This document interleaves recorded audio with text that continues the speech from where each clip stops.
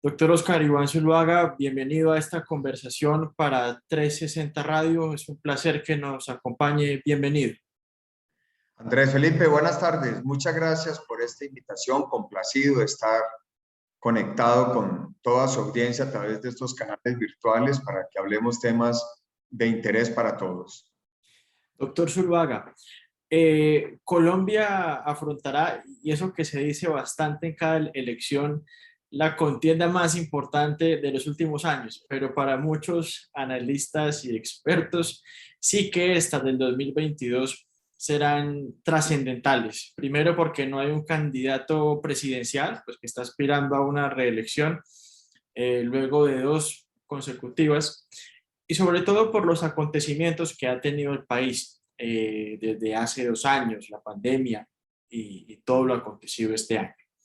Usted ha dado suficientes y extensas entrevistas sobre los bloqueos, sobre las protestas, y nosotros desde ese medio de comunicación queremos entrevistar a los candidatos sobre temas esenciales de la vida, sobre los fundamentos de nuestro país, sobre lo que tiene que funcionar para que lo demás fluya normalmente. Quizá dejar para después debates de más arandelas y de más adorno y concentrarnos en esas deudas históricas que el país tiene y que se llevan aplazando poco a poco. Y quisiera empezar con el tema económico. Usted fue ministro de Hacienda, no le tocó en una época fácil, para absolutamente nada, y hoy hemos asistido a tener una reforma tributaria cada 2 años. Usted más que nadie entenderá lo que eso significa para los mercados internacionales, incluso para los empresarios locales, y pareciese que esa reforma tan anhelada, la reforma estructural, nunca se hará. Y esa es una gran deuda que el país tiene. Si usted llega a ser presidente, doctor Zuluaga, ¿cuál sería esa política fiscal que usted impulsaría desde su gobierno? Mire, Andrés, realmente es un tema muy importante y relevante. Y creo que el punto de partida es el siguiente. Hoy, por cuenta de la pandemia, llegamos a un punto de deterioro en la parte económica que nos hace que no tengamos mucho más margen de maniobra para aplazar eso que usted llama reforma estructural. Perdimos el grado de inversión. Nuestra deuda supera a nivel del gobierno nacional central 60 puntos del Producto Interno Bruto. Jamás habíamos tenido un nivel de estos. El deterioro social por cuenta de la pandemia exige demasiados recursos. Hoy tenemos una población que recibe subsidios y que no puede y que tendrán que ser desmontados en algún momento, y crea un entorno mucho más retador que hace que sean inaplazables esas reformas. Yo lo he dicho públicamente desde que anuncié mi candidatura en la Asamblea de la ANI. El 8 de agosto del 2022 hay que presentar 3 reformas si queremos recuperar un crecimiento económico vigoroso y la sostenibilidad en el pago de la deuda. Porque crecer al 3% con deuda del 60-90, del 60% del PIB en los próximos años, pues es un desastre, es el camino para una economía mediocre. Y ahí las reformas son la base para poder recuperar un crecimiento sólido, vigoroso. Pero son 3 reformas, no una. Porque el error es creer que solo una, no. Necesitamos la reforma fiscal simultánea con la reforma laboral y la reforma pensional, las 3, Andrés. Esa tarea no se hizo. Eso hay que reconocerlo. Pero se nos sacó el margen de maniobra.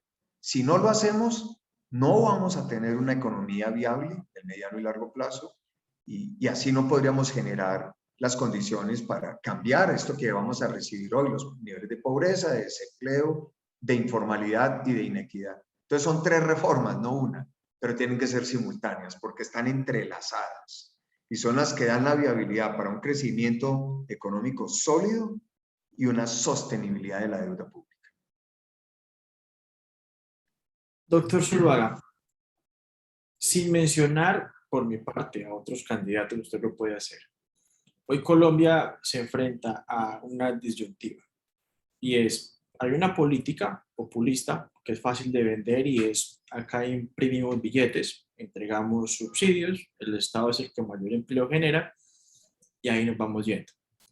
La realidad, lo que demuestra el mundo y la historia es la creación de valor y de riqueza en los países. Es la que verdaderamente da un crecimiento sostenido, un crecimiento de largo aliento. Y usted entenderá que todo en la vida se mueve a través de la misma seducción, de los incentivos. Yo no le puedo decir a un inversionista en New York o en Londres o en Asia, invierta en Colombia si no hay estabilidad jurídica, si no hay estabilidad económica. Igual, para los locales, usted no genera empleo con alta carga impositiva, usted no genera empleo con difíciles trámites que tiene que surtir para crear una empresa. Y desde luego, si no hay un ecosistema que incentive la creación y el fomento del territorio. Y hemos tenido una concentración en las ciudades capitales de las empresas, mientras las regiones, las más afectadas en coyunturas como la de la pandemia, tienen unas tasas de desempleo altísimas, unos niveles de subdesarrollo gigantescos y precariedad en infraestructura. ¿Cuál es su propuesta de valor, de crear riqueza real, esa riqueza sostenida para el país y ayudar paralelamente a esa creación de un empleo formal? Andrés, mire, en la primera parte de su reflexión está claramente la connotación de lo que es el populismo económico, que incita a emitir, a que el Estado le preste a todo el mundo. Y ese fue el camino de Venezuela y Argentina. Eso no existe. Y ya vemos el fracaso, cómo se acabaron esos sistemas económicos. Venezuela no existe como economía y Argentina es un desastre, porque precisamente se fueron por el camino del populismo económico. Argentina nacionalizó los fondos de pensiones y tomó el ahorro público para una aparente riqueza y se dedicó a prestarle a todo el mundo. Ese populismo es muy peligroso. Colombia es un país que ha construido una institucionalidad desde el punto de vista económico muy fuerte, cuyo principal activo es la independencia del banco. Un banco que actúa con responsabilidad, un banco que actúa en momentos difíciles como el que hemos tenido, pero un banco que mantiene su independencia para garantizar un manejo económico adecuado. Esa tiene que ser una apuesta central. El día que perdamos la independencia del banco y recurramos al populismo, apague y vamos. Entonces, ese tiene que ser un punto absolutamente claro, que es esencial, precisamente para lo segundo y cómo creamos valor.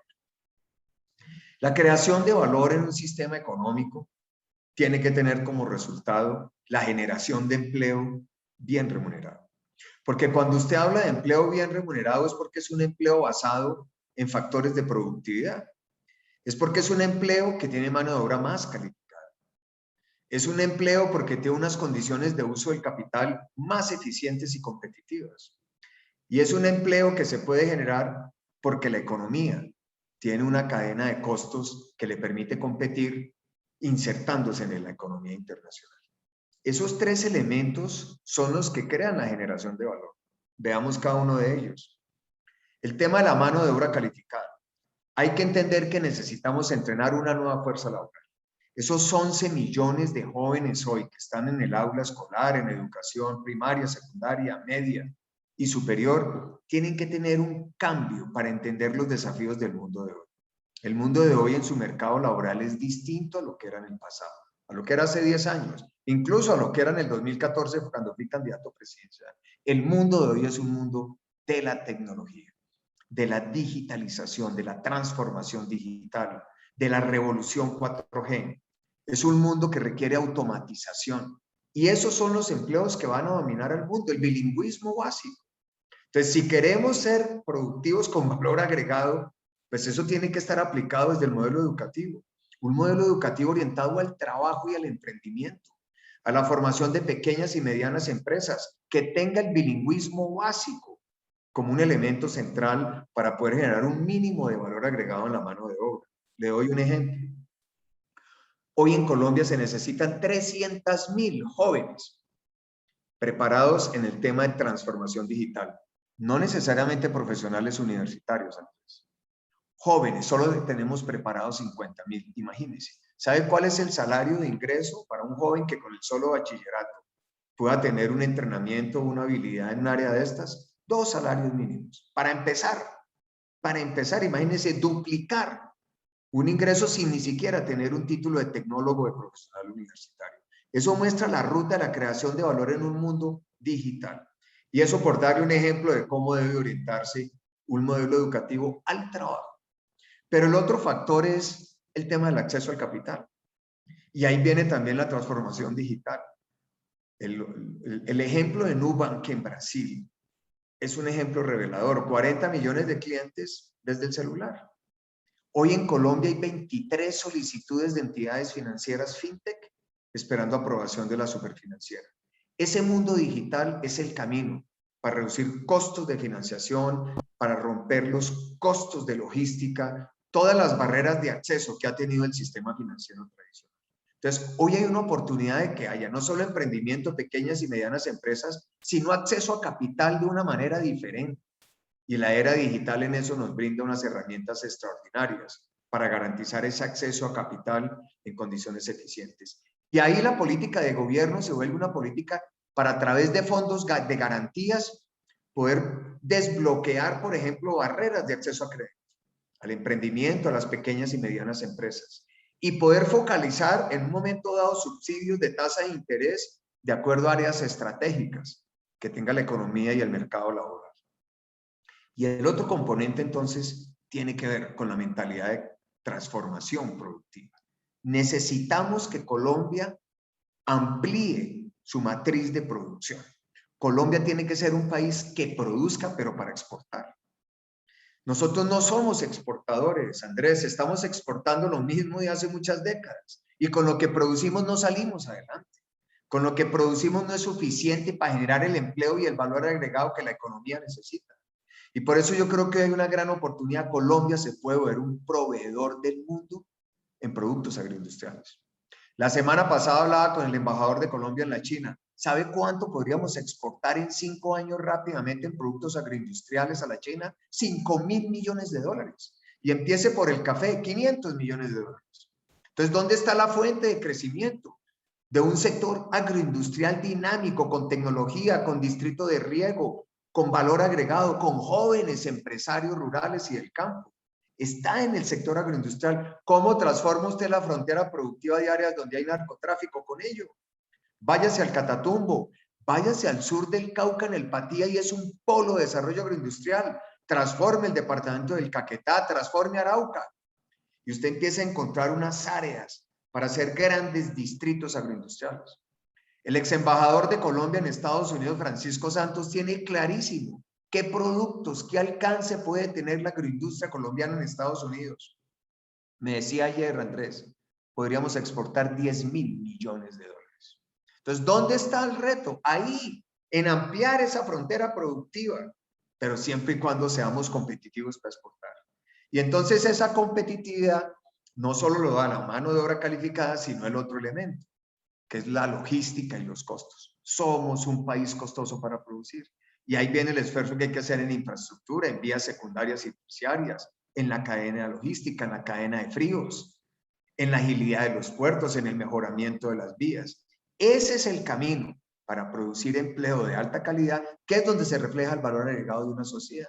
Porque si mejoramos el nivel de ingreso, Andrés, producto de una mejor productividad, la economía sí está ganando. Es una economía que derrota la pobreza, derrota la informalidad, mejora sus condiciones de equidad.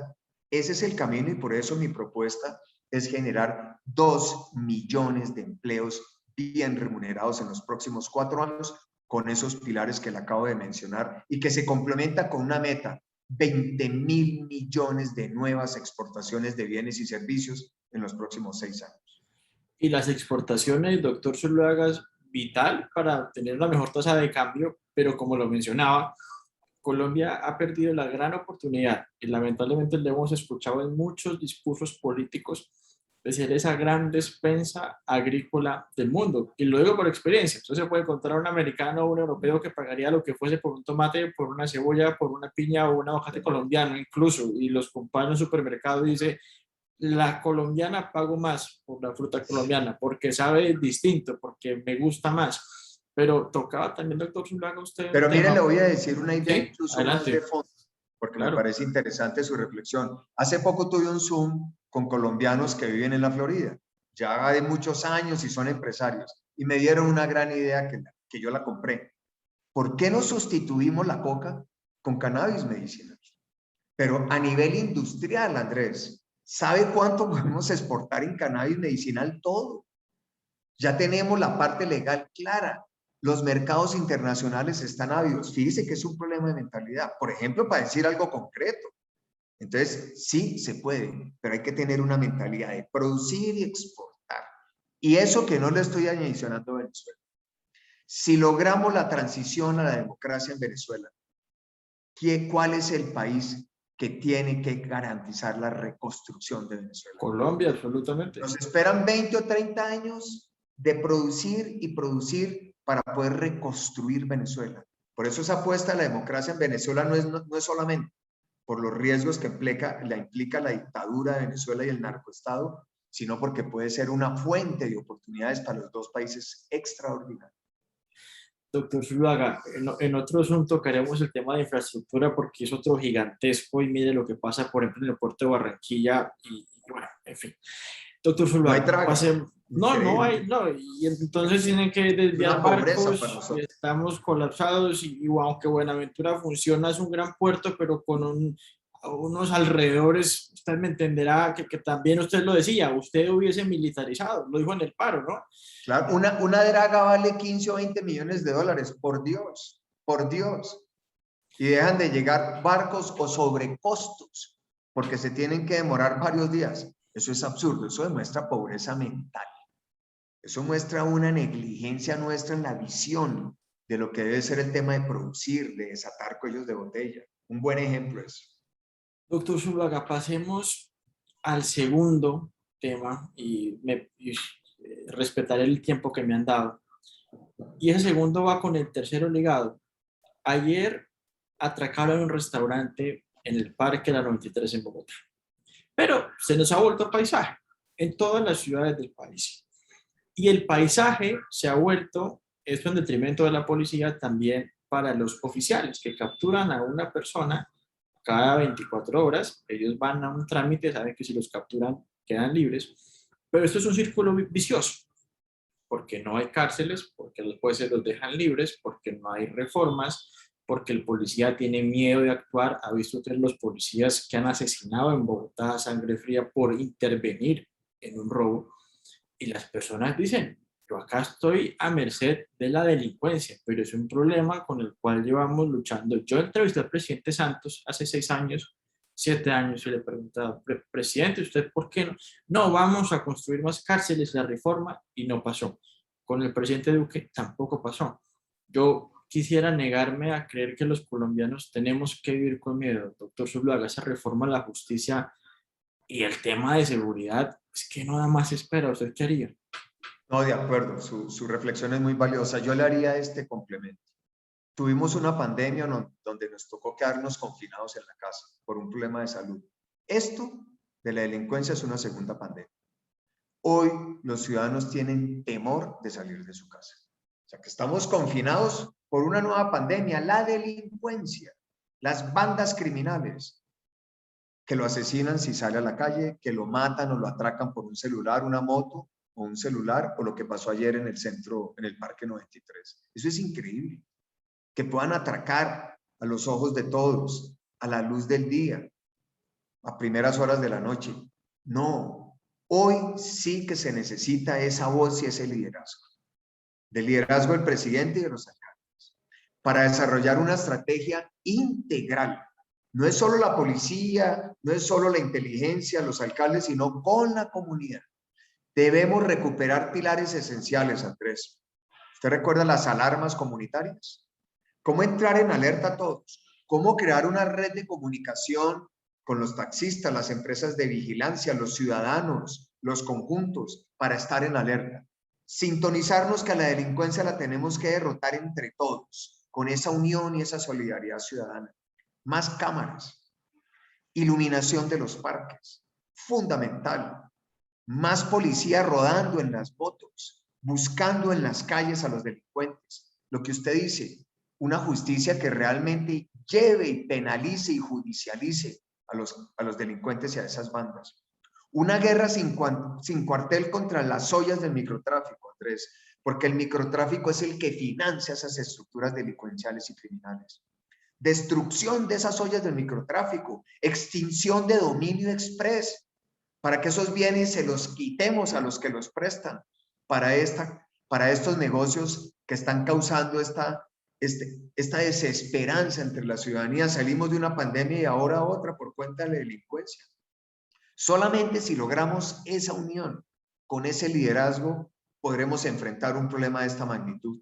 El desafío es muy grande, porque no es solo la delincuencia, ojo, es la nueva modalidad de terrorismo urbano.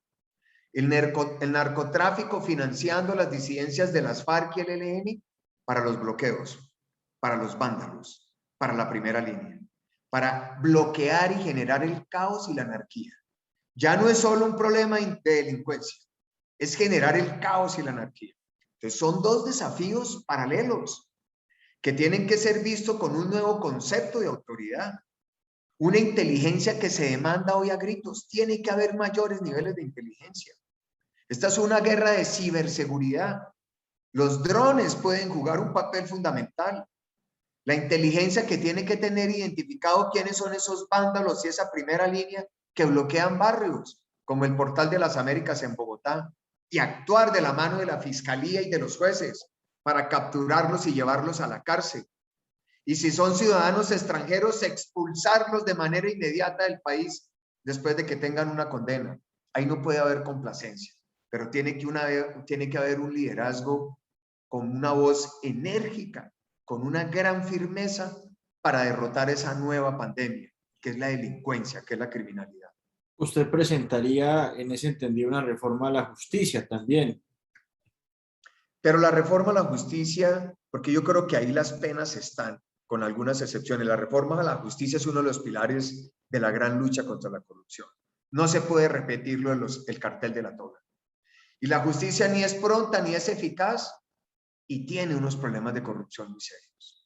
Y tiene problemas de corrupción porque su concepción le da funciones electorales, por ejemplo, a las altas cortes. Y hay una convivencia con la política. Eso hay que romperlo. Esas funciones electorales hay que quitarlas. Yo estoy proponiendo un acuerdo sobre lo fundamental, como lo planteaba Álvaro Gómez, para enfrentar la corrupción, que es el gran cáncer que deteriora la confianza de la ciudadanía. Y los ciudadanos no confían ni en la justicia ni en la política porque allí está concentrada la gran corrupción. Entonces, esa reforma a la política y esa reforma a la justicia, yo propongo que fruto de un acuerdo sobre lo fundamental sea de iniciativa ciudadana a través de un referendo popular que garantice su aprobación y que se toquen los temas centrales que el Congreso en 20 años no lo ha hecho y que se constituye una tarea que hoy es inaplazable. La reducción del número del Congreso, del salario de los congresistas, una necesidad. Acabar con el financiamiento privado, Andrés. Es que la política arranca como si fuera un negocio, los carteles de contratación roban, hacen ¿Sabe cuánto corrupción. está costando una curul a la Cámara hoy? Entre 1.300 y 1.600 millones de pesos. Y al Senado hablan de 5.000 a 15.000 millones. Y la pregunta básica es, usted, señor congresista, ¿cómo recupera ese dinero, no? Exacto. Se vuelven clubes de inversión. Invierten una curul para que después le retribuyan con intereses esa plata. Eso es una vergüenza, es una locura. Y hay que acabar las listas abiertas para ir a las listas cerradas, para recuperar el mérito de la política, para que esto no sea un negocio.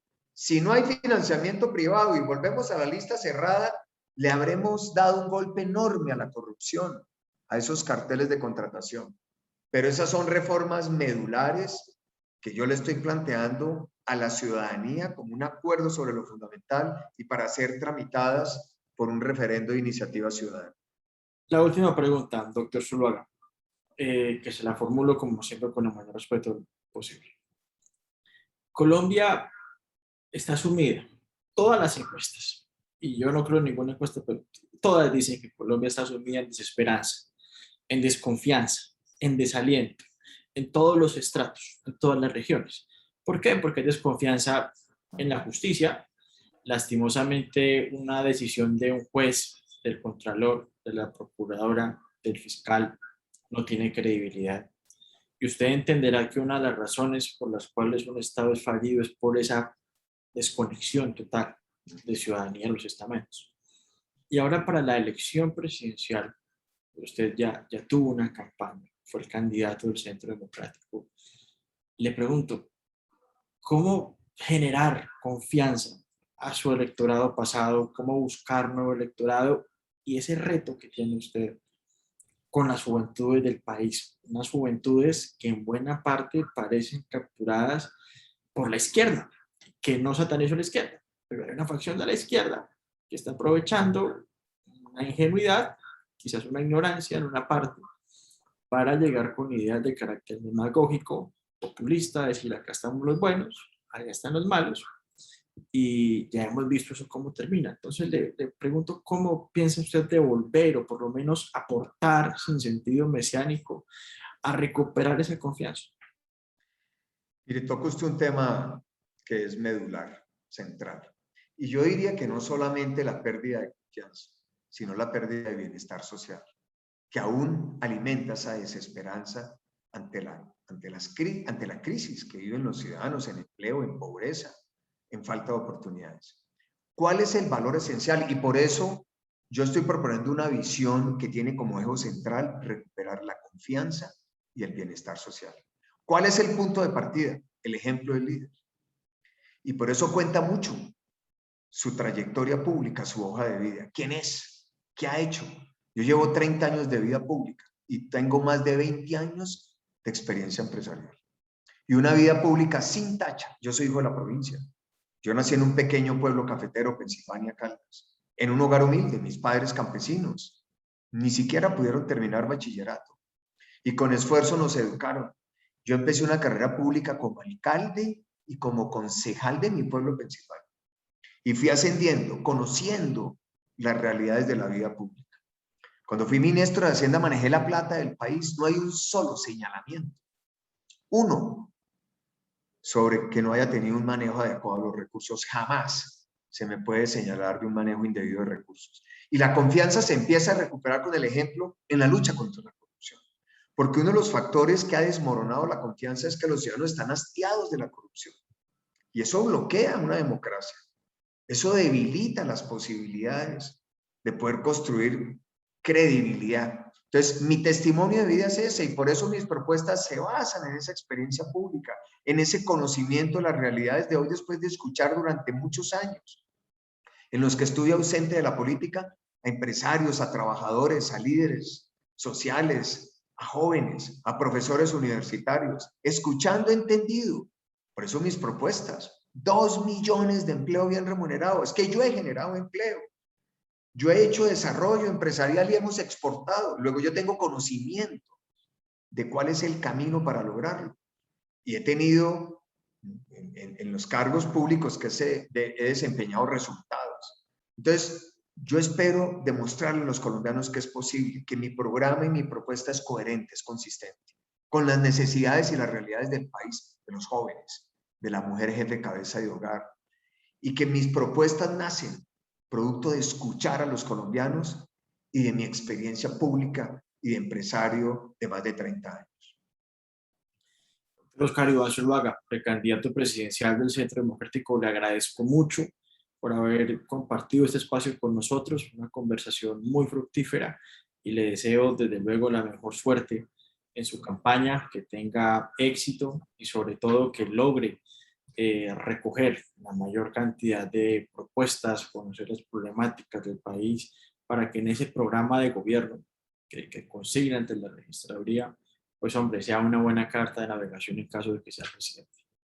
Andrés, gracias por este espacio, esta invitación. Muy interesante hablar de estos temas con el nivel de profundidad que usted los plantea y aquí estaremos siempre atentos. Mi propuesta es unir a los colombianos, unirlos con propósitos comunes, 2 millones de empleos bien remunerados. No hay un propósito que le dé mejor respuesta a los problemas de los colombianos, incluso a la inseguridad. Una parte de la inseguridad se explica porque no hay oportunidades. Muchas gracias, un saludo a toda su audiencia y aquí estaremos muy atentos a su convocatoria.